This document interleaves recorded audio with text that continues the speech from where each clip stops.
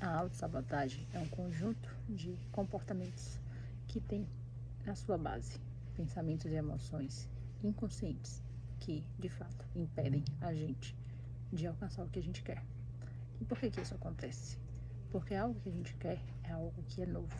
E algo que é novo para o nosso cérebro é sinal de insegurança, é risco muito alto e também tem um nível de gasto energético muito grande.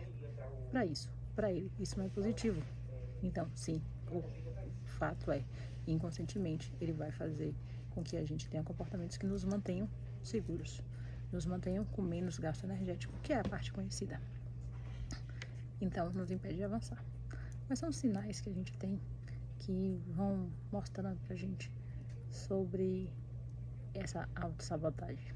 É quando a gente procrastina coisas importantes, é quando a gente ajuda todos os outros, menos a nós mesmos, é quando a gente se desorganiza em termos de tempo, em termos de atividades, em termos de responsabilidades, é quando a gente fica mudando de sonhos toda hora, é quando a gente fica olhando para todas as questões, a gente vai se depreciando em relação a isso.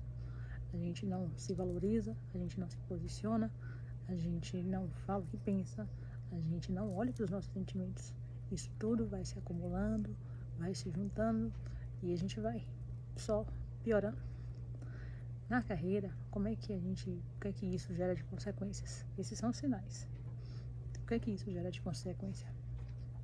A gente tem aí nível de estagnação, nível de cansaço, nível de estresse aumentado, nível de sobrecarga, porque a gente só vai juntando atividade.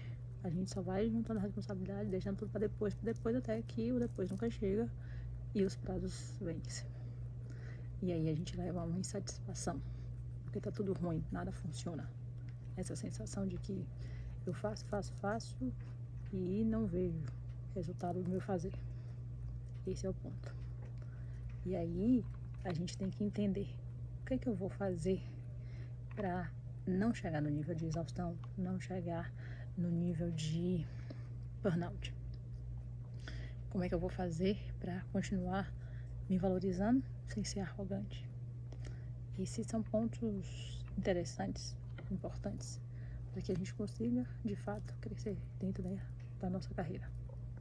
Quais são os exemplos claros dentro da nossa rotina, dentro do mundo corporativo, que são sinais claros da autossabotagem? Quando a gente pensa que a gente vai aceitando menos do que merece. Não só em questão de salário, sim, salário também, mas também de posições, de desafios, de tarefas, e a gente não sabe, não é brigar por isso, mas a gente não sabe se posicionar para que as coisas aconteçam. A gente vai entendendo que não vai dar conta. A gente recusa promoções.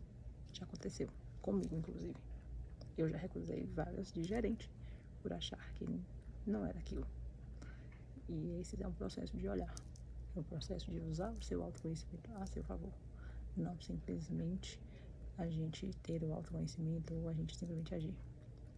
É olhando pra gente.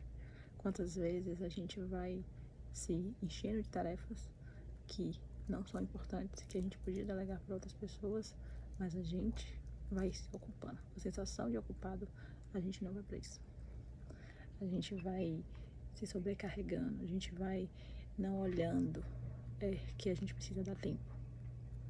A gente vai indo para um caminho de estagnação, onde a gente vai perdendo, inclusive, a motivação, o interesse, o enxergar possibilidades de fazer algo para avançar.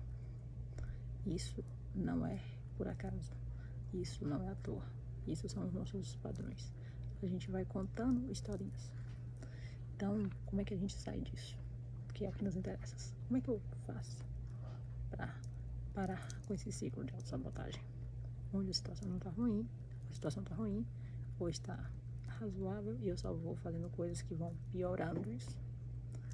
O primeiro passo é a gente entender, identificar. Primeiro passo. Então, o primeiro passo disso, como é que a gente sai disso? Primeiro passo, identifique esses padrões seus de comportamento. Quais são os padrões? Quais são aqueles mesmos medos, os mesmos fugas, os mesmos comportamentos. Quais são os seus padrões? Se repetem. E geralmente eles não se repetem só na vida profissional, porque do jeito que a gente faz uma coisa, a gente tende a fazer todas as outras. Entendendo isso, quais são os seus padrões, a gente vai olhar, o que eu costumo dizer é mude o seu diálogo interno, a sua conversa interna, que você conversa com você mesmo, o tom que você conversa com você mesmo, a forma, a frequência, o tom disso. Eu costumo dizer seja gentil, mas não seja tão compreensivo. Se coloque de uma forma disso. O terceiro passo, qual que é? É você definir estratégias para que você saia desse lugar de segurança, de menos gasto de energia. É se manter em segurança com um gasto de energia adequado à sua realidade. E o quarto passo, inevitavelmente, é procurar suporte profissional. Porque sim, a gente brigar com a nossa própria mente, a gente quebrar um ciclo de autossabotagem sozinho é sempre mais difícil. Com profissionais adequados, a gente consegue fazer isso de uma forma muito mais assertiva, de uma forma muito mais rápida, de uma forma muito mais leve. Porque sim, o processo de mudança não é simples. Quer dizer, é simples, não é fácil, mas é simples. Desde que você esteja com o suporte profissional adequado. Se esse conteúdo fez sentido para você, foi útil para você, também já deixa aqui o seu like, já deixa aqui, se inscreve no canal, porque sim, a gente vai trazer esse assunto com muita frequência